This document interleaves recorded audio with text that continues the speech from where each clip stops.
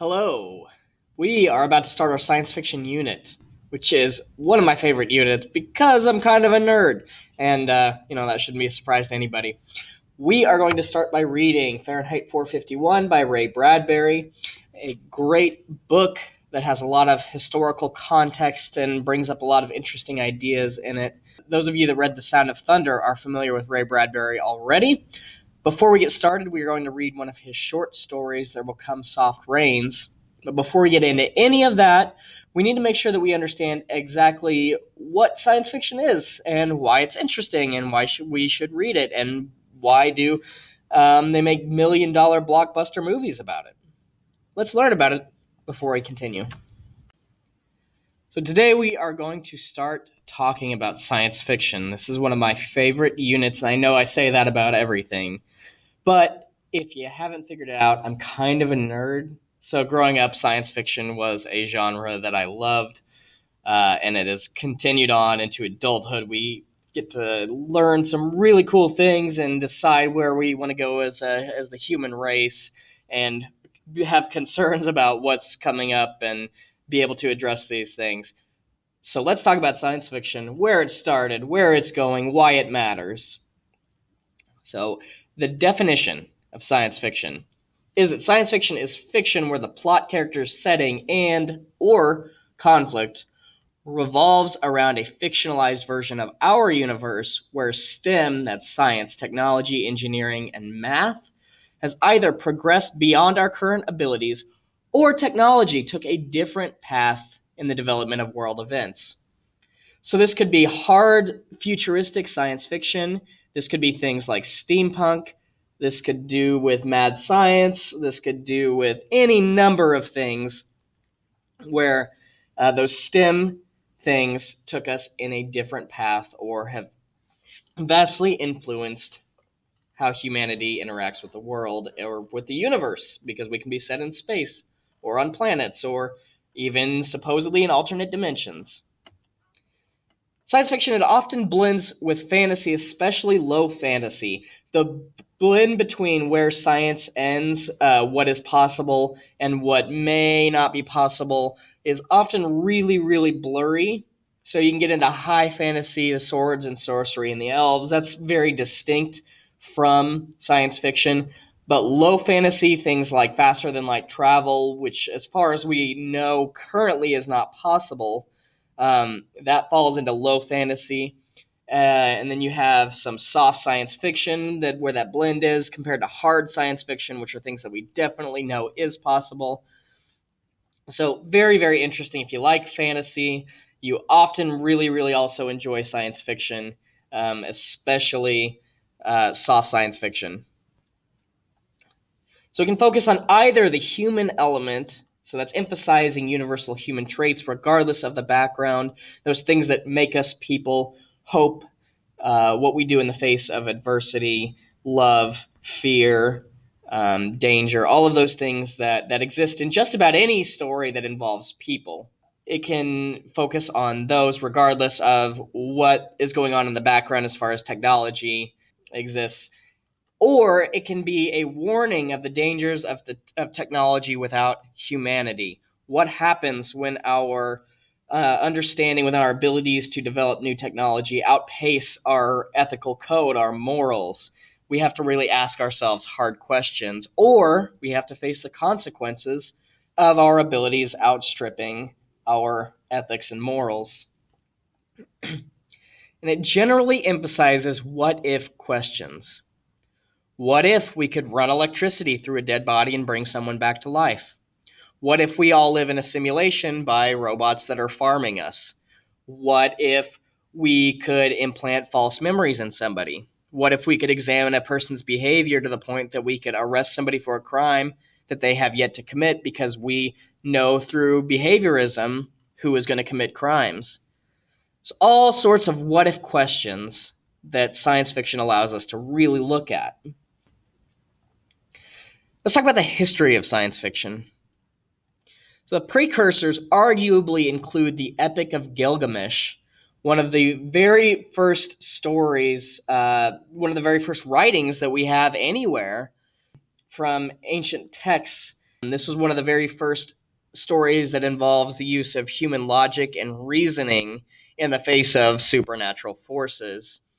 So we could use this and kind of decide if it meets the criteria of the basics of science fiction using logic and reasoning over supernatural forces.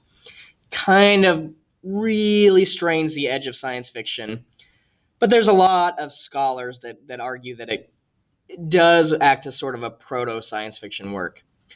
We have True History, which was written in the 2nd century AD, or the CE, I suppose, which focuses on a fictionalized idea of the people of the moon versus the people of the sun, fighting for the ability to colonize the morning star. It was written by the author Lucian. And because it deals with those themes of space, it also can look like science fiction, but it's really on the edge because it was written more as a satire than actual science fiction. It wasn't so much a what if, but just pointing out the flaws of the society that they lived in at the time. We have Urashima Taru, which has to do with time travel. A man goes under the sea for 3 days and emerges hundreds of years later, similar to a Rip Van Winkle story. So let's not just focus on what Western civilization has produced. That's obviously Japanese. The Epic of Gilgamesh could hardly be argued as a Western literature. We have 1001 Nights, which deals with puppets and automatons, although that's more closely related to probably fantasy and magic than science fiction. The tale of Daedalus from Greek mythology, who tried to flee from the island of Minos and the Minotaur after he built the labyrinth. We probably are familiar with the story where his son Icarus flew too close to the sun on the wings of wax and they melted, and so he plunged into the sea. So all of these, they're not really science fiction. They're more the precursor. They take some of those ideas and just start to ask the what if is possible. But really, they're still blending mostly magic with the ideas of human nature and what people can actually accomplish. So we don't really consider those to be part of science fiction so much as they led into the creation of science fiction. And then we get to the Middle Ages and the Age of Reason. So we're going to fast forward a lot through time. We end up with Thomas More's Utopia, which is one of the big themes in science fiction, is what would a perfect society look like if a society was ruled entirely through science and reason and had reached the pinnacle of humanity? What would that look like and how could we get there? Which is very similar to a lot of the themes that we look at in science fiction. Even though it's not a science fiction story, we really start looking at those themes there. We have the legend of Dr. Faustus in Marlowe's or Goethe's Faust story. This is one of the very first ideas of science, a mad scientist. In this case, he, instead of dealing with science and making himself some sort of a creator, he makes a bargain with the devil. And so he trades his soul in exchange for supernatural power. So again, that's more of the magic, fantastical stuff. But the idea that he's a doctor reaching beyond the realms of human morality is another thing that comes up in a lot of science fiction stories. We have Jonathan Swift's Gulliver's Travels. In this, he travels all over the world to fantastic lands, which is very similar to these ideas and themes that we have of traveling the stars and meeting interstellar people, the Vulcans or the Klingons or the Wookiees or whoever it is. They all come from these ideas that we have, that there are these mysterious people and lands beyond us with Gulliver's Travels. And there's a lot of other stories that set the stage for transitioning of myth stories and science stories. People write whole anthologies on this, so this is just kind of the very tip of the iceberg for these things. I just wanted to give an introduction to what led us into science fiction. Because when we look at all of these things, we get into something interesting, which is this woman right here, Mary Wollstonecraft Shelley. Was a fantastic, very, very interesting woman with a horribly depressing life story. We're not going to get into her a whole lot because that would be an entire lecture on itself. but we do want to talk about what she did for science fiction. So, Mary Shelley. Because of the principles of Enlightenment and pre-Victorian England, they led to an explosion in scientific thought and experimentation with technology. People were learning all about chemistry and anatomy and physics and electricity, and all of these things were happening at such a fast pace, and technology was progressing so rapidly and so quickly that suddenly, for one of the first times in human history, ideas were spreading so fast that we had to start asking, whoa, at the speed that we're changing, what might happen in the future? What could go on if we don't stop and ask ourselves questions, and if we don't think about what the consequences of the things that we're doing are? So, in May of 1816, Mary Godwin, who was later became Mary Shelley, Claremont Percy Shelley, and their son traveled to Geneva, Switzerland to spend the summer with Lord Byron and John Polidori. And while there, it rained constantly. There was a massive volcano eruption that caused a huge shift in the climate that summer. It's known as the year without a summer because it just rained and rained and rained constantly in Switzerland during the summer, where it's normally gorgeous and nice out and people love to be outside.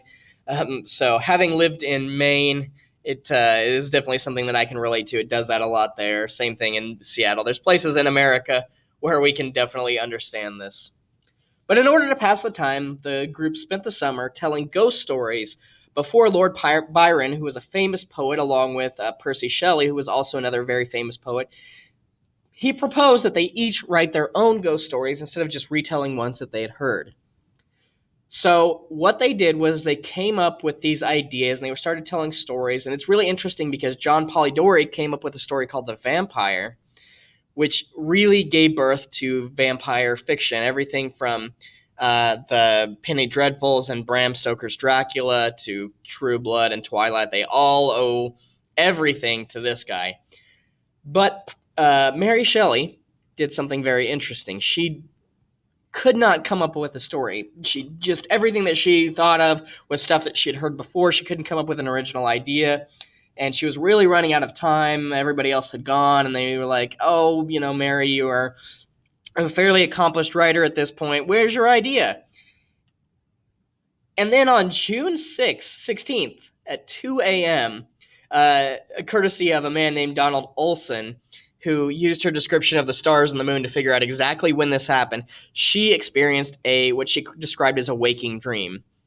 Now, we don't know if she had a dream that she woke up from, or if this was a hallucination, or if she just couldn't sleep and you're in that weird space between dream and reality where your brain is trying to shut off, but it just can't quite get there. We're not really sure what that means.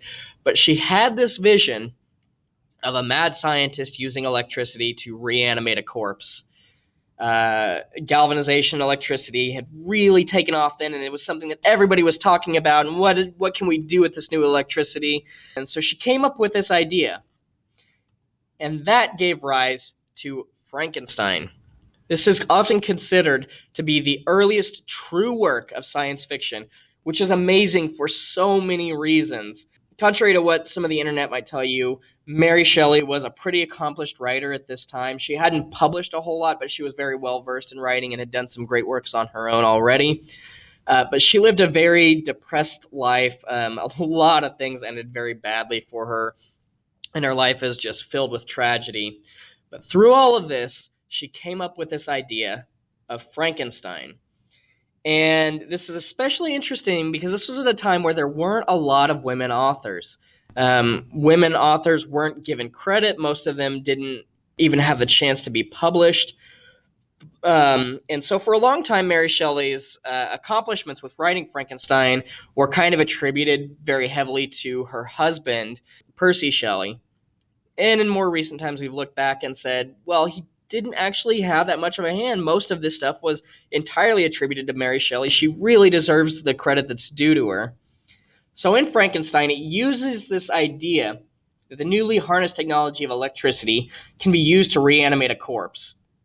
Shelley envisioned a scenario in which a doctor does just that, but then he's horrified by his own invention. He runs away and leaves the monster to survive in his own on a world that actively hates it. So it asks really hard moral questions. Is somebody responsible for their own creation? If their own creation ends up doing horrible things, what weight do they have to hold for that? What do we do if we don't look at the consequences of our own actions? If we just stumble blindly into the future, what responsibility do we have? And especially at this time where medicine and things like that were just starting to emerge from this earlier viewpoint where there's the realms of men and then there's the realms of the divine, and we're not supposed to cross into the other one. What do we do when we have done that? What are the consequences of having gone into this realm where people aren't supposed to venture? So, a lot of really interesting, amazing things came out of this story that was really just a contest to pass the time. So, the story is the first true example of science fiction. The entire premise is a cautionary tale on the dangers of unchecked science based on the things that were actually happening instead of fantastical ideas of what could happen and mythology and magic. So these are the things that are happening. What is the consequence if we just allow these things to go on? Also, as an English nerd, we're required all to mention this at some point, that the doctor was named Victor Frankenstein. The monster was never actually named in the story. Although it is interesting that Mary Shelley, when she told the story, referred to the monster as Adam, which has all sorts of biblical allusions. You have Adam, the first man, was created by God. Therefore, this is Victor Frankenstein acting in place of God. And again, we have that, are people getting into the realms where they're not supposed to be? So really pretentious people will love to tell you, well, actually, Frankenstein was the doctor. It was Frankenstein's monster, which is true. But if you then just throw back in their face that the monster was named Adam, a lot of them don't know that. So, way to flex on the pretentious there. From there, we get into all sorts of really interesting things. We have crazy amounts of authors that have done amazing things, and that doesn't even touch on the things that have gone on since then. So we have authors from all over the world that have taken ideas from science fiction and created a mountain of work based on those ideas. Jules Verne, who is known as the father of science fiction, again, kind of sexist because he wasn't the father. Mary Shelley came up with the first science fiction story. So Jules Verne, not to take away from what you've done, but stay in your lane on that one. But he came up with this idea of 20,000 Leagues Under the Sea, a crazy idea about a vehicle that could travel underwater and go on these amazing adventures and battle the giant undersea creatures. Journey to the Center of the Earth was another one. The idea that we could fall into a chasm or go into a volcano, to this crazy hollow earth idea where there's prehistoric creatures and human-like animals wandering around, all sorts of things that happen in the Journey to the Center of the Earth, which has been redone time and time and time again. He came up with those ideas. We also have Robert Louis Stevenson, The Strange Case of Dr. Jekyll and Mr. Hyde. When chemistry runs amok, what are some of the consequences? What if you could create this whole new persona that is the evil version of you that unlocks all of our worst instincts and can run around unchecked? We have H.G. Wells, The War of the Worlds, The Time Machine, The Island of Dr. Moreau, The Invisible Man. It's done all sorts of amazing things. What happens when Martians invade? What happens if we could travel back and forward through time? And what are the consequences of the things that we might change? The Island of Dr. Moreau, which was one of the very early ideas of it was basically just skin grafting, but the ideas that we face now, which is genetic editing, what could a mad scientist do with those? The Invisible Man, if you were to create a chemical recipe where you were hidden from the world, what sort of mischief or horrors might you unleash if you were held completely unaccountable for your actions? We have Philip K. Dick, who created Do Androids Dream of Electric Sheep, which later went on to become the movie Blade Runner. We also have The Man in the High Castle, which won a ton of awards for an alternative science fiction where Nazis had won World War II, and went on to become a series that was made relatively recently that also won a ton of awards. Frank Herbert, who created Dune, which gets into all sorts of things. That book again could be a lecture on its own because it's such an amazing work that has so much stuff that's been done with it. So I'm not going to get too much into the spice and sandworms and all of that. But we have Isaac Asimov, who created the Three Laws of Robotics, Bicentennial Man, and I, Robot. Again, just the tip of the iceberg of what he's done. He's interesting fact. He is featured in every single classification of the Dewey Decimal System except for philosophy, because his writings were so expansive and so creative and clever. Arthur C. Clarke, who created 2001: A Space Odyssey. Fantastic, very interesting and thought-provoking movie if you've never seen it, and a great story. Michael Crichton, who has given us Jurassic Park and the Andromeda Strain and Congo, all sorts of things that he did with science fiction that were just absolutely amazing and really, really cool. We have George Orwell, who did 1984. He also did Animal Farm, but that's not really in science fiction. But what happens when we live in a state where every single action that we do is being observed and cataloged, and how could we change the way that people act and behave using the threats of punishment and brainwashing? Really an interesting and unbelievably depressing book. Margaret Atwood, The Handmaid's Tale. Another fantastically depressing story about a futuristic but also at the same time past world where women's rights had been completely stripped of them and what it was like to live in that society. Really, really interesting looks at some of the things that are possible. We have Ray Bradbury, who we are going to be reading, who created Fahrenheit 451, which is the book that we'll be going over, as well as The Martian Chronicles. And we'll talk about that, the idea of what happens when humanity stretches to the stars and we apply it over a lens of what was going on in the 50s. How do we interact with the future, and all sorts of really interesting ideas. Do yourself a favor, go check out these works. They're amazing.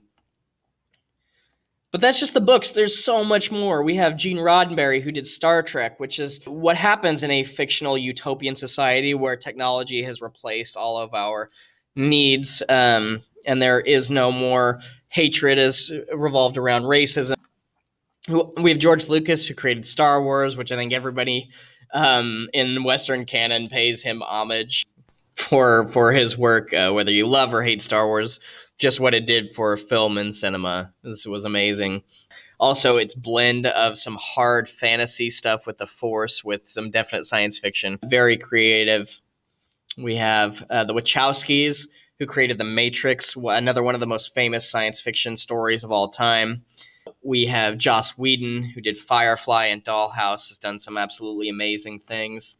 James Cameron, The Abyss, Avatar, Aliens, The Terminator. His work in science fiction is prolific.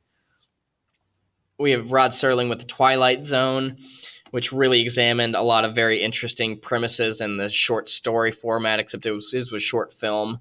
And kind of that same premise has been taken into a more modern context with the show Black Mirror. Stan Lee with the Marvel Cinematic Universe, the Marvel Universe, using science fiction with Iron Man and Guardians of the Galaxy and all sorts of different things, and blending that with fantasy elements and Doctor Strange, and really pushing the limits. His work along with Jack Kirby really opened up a lot of things that were going on and brought science fiction to a whole new audience, even before the film started being made. Did some absolutely amazing work. Rest in peace, Stan Lee. Steven Spielberg, E.T. the Extraterrestrial, Close Encounters of the Third Kind, Jurassic Park, which we'd already mentioned, so I didn't put on there. We have Christopher Nolan, who did Inception. What are the ethics of breaking into somebody's mind, into their subconscious, and rewiring their brain, basically? John Carpenter's The Thing. If you have a creature from outer space who can replicate and look just like people, one of the greatest horror movies in history. If you ever get a chance to watch it, you will not regret it. So amazing work. And let's ask ourselves now, why science fiction? Why do so many people have such a fascination with science fiction? Why do we study it in schools? Why do we talk about it? So science fiction allows us to look at ourselves through a removed lens, to examine our flaws and better natures in a more palatable way. As people, we often have a very, very hard time looking at the things that we do wrong. We try to justify the horrible actions that we do, or we are on the verge of doing something that we shouldn't do, and we have a really hard time taking a step back and asking ourselves hard questions about the things that we've done. So science fiction allows us to do that. We can look at the horrors of an atomic bomb and what they have done to Japan. If instead of talking about how America dropped the bomb, we change it to a giant lizard named Godzilla who goes around destroying cities with its radioactive breath. We can look at things like technology, computer technology that's run amok if we look at it through the lens of the Matrix instead of what it is that we are actually doing with video game and VR technology. We can look at examples of our immigration policies and the way that we treat people who are different from us if they're aliens from space instead of people from another country. We do things the exact same, and we express our fears of, say, people that are coming in to destroy us or people that are coming to help us, and we do horrible things to them out of fear if we look at our things through this lens. It also allows us to see what is possible, both the good and the bad. A lot of things that are going on today with technology, those were all inspired by the ideas that science fiction gave us. We looked at these ideas that authors or that filmmakers had, and we said, is this possible? Is this something that we could actually do? Would this be a benefit for humanity? And in some cases, it very much is.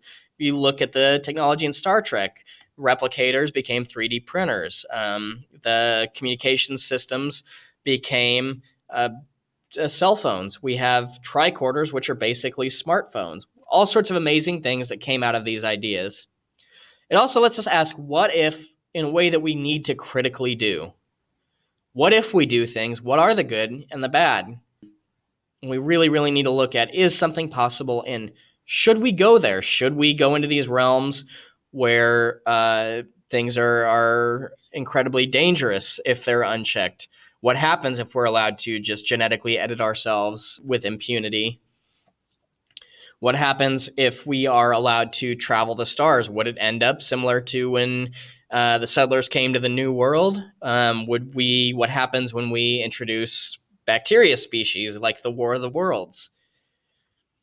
We can talk about contemporary issues and the near future before it arrives, which allows us to anticipate problems both logistically and ethically.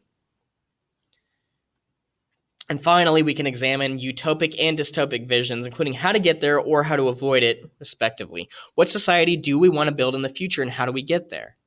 If we don't think about what we're doing, where is this going to end up? What is the worst version of society that we could end up with, and how do we not get there? How do we fix these problems? These are all things that science fiction allows us to do. So with science fiction, we can get to some really amazing places if we're not afraid to look and ask ourselves hard questions.